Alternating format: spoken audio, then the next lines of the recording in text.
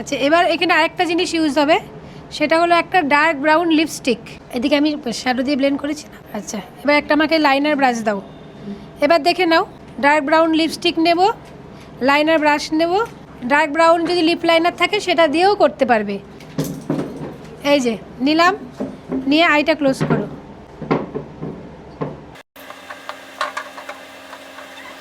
আমি যেটা ইউজ করছি এটা মেকআপ রেভলিউশনের ডার্ক ব্রাউন একটা লিপস্টিক। মেকআপ রেভলিউশন লেখো। একই রকমভাবে এদিকে করব।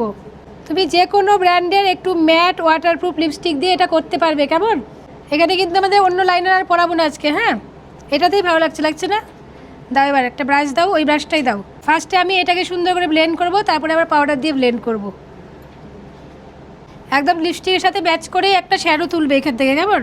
তো আমি এই টাইপের দিয়েছিলাম না, তার সাথে আমি এটা একটু মিক্স করে নেব। এইটাকেও সেট করতে হবে, কেমন? ওপরের জায়গাটা যেখানে লাইট শ্যাডো দিয়েছি না, ক্রিজের সাথে ব্লেন্ড, এদিকেও ক্রিজের সাথে ব্লেন্ড।